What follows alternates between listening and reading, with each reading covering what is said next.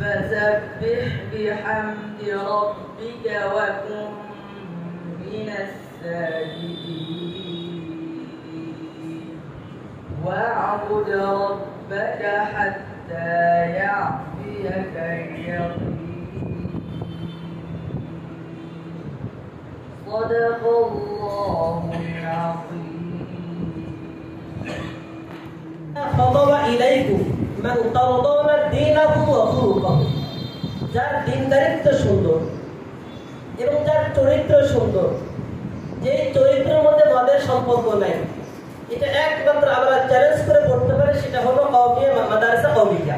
কি বল? একমাত্র মাদ্রাসা কওমিয়া একমাত্র বলতে পারি, এতে কোনো সমস্যা নেই। বিশেষ করে বলছি যার 100% নেশা মুক্ত ইনশাআল্লাহ।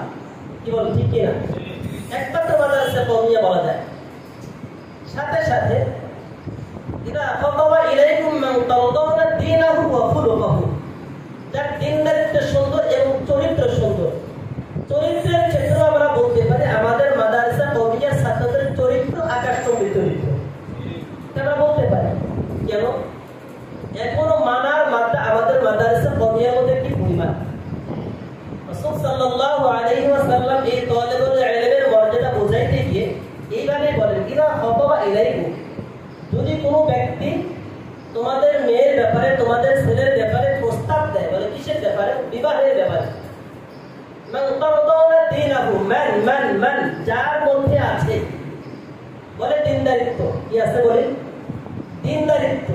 দিনদারিত্ব বিশেষ করে আমাদের মাদ্রাসা কওমিয়ার মধ্যে কি পরিমাণ আছে আমরা আশা করতে পারি ইনশাআল্লাহ সর্বোচ্চ দিনদারিত্ব কওমিয়া মাদ্রাসা আছে। দ্বিতীয়ত ওয়াখুলুকা, যার চরিত্র, যেই চরিত্রের মধ্যে নেশা নাই, যেই চরিত্রের মধ্যে মদের সম্পর্ক নাই, যেই চরিত্রের মধ্যে উস্তাদের সাথে বেয়াদবি নাই, যেই চরিত্রের মধ্যে কিতাবের সাথে বেয়াদবি নাই, যেই চরিত্রের সাথে আমাদের যে রেহানের সাথে বেয়াদবি নাই, যেই জিনিস পড়ছি তার সাথেও বেয়াদবি নাই, যার থেকে পড়ছি তার সাথেও বেয়াদবি নাই, যেই জিনিসগুলো রেখে পড়ছি তার সাথেও বেয়াদবি নাই, একমাত্র মাদ্রাসা কওমিয়া। আমরা কি উস্তাদের সাথে বেয়াদবি করি? আমরা করি না ইনশাআল্লাহ। দ্বিতীয়ত আমরা কোরআনে কারীম পড়ি, আমরা কি কখনো কোরআনে কারীম পিছনে রাখি? অথবা আমাদের ব্যাগের মধ্যে কি ঝুলতে ঝুলতে আমাদের পাশায় পড়ে যায়, এরকম হয় কখনো? স্বাভাবিক হইতেছে না। অনেক সময় আমাদের কিছু কিতাব আছে, কিছু বই আছে, ঘাড়ের উপরে এমনভাবে ঝোলা রাখে, পায়ের সাথে ঝুলতে থাকে, আছে না নেই?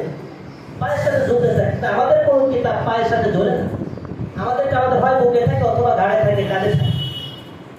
তো যাই হোক, আল্লাহ তাআলা আমাদের মর্যাদা দিয়েছে, রাসূল সাল্লাল্লাহু আলাইহি ওয়াসাল্লাম এইভাবে বুঝিয়েছে, যার মধ্যে দিনদারিত্ব সুন্দর এবং চরিত্র সুন্দর এমন ব্যক্তি যদি তোমাদের কোনো মেয়ের ব্যাপারে, তোমাদের ভাতিজির ব্যাপারে, তোমাদের অর্থাৎ তোমাদের কোন আত্মীয়-স্বজনের ব্যাপারে বিবাহের প্রস্তাব দেয়, যদি দিনদারিত্ব সুন্দর হয়, চরিত্র সুন্দর হয়, তাহলে ফিরায় দিও না শুধুমাত্র অর্থের কারণে।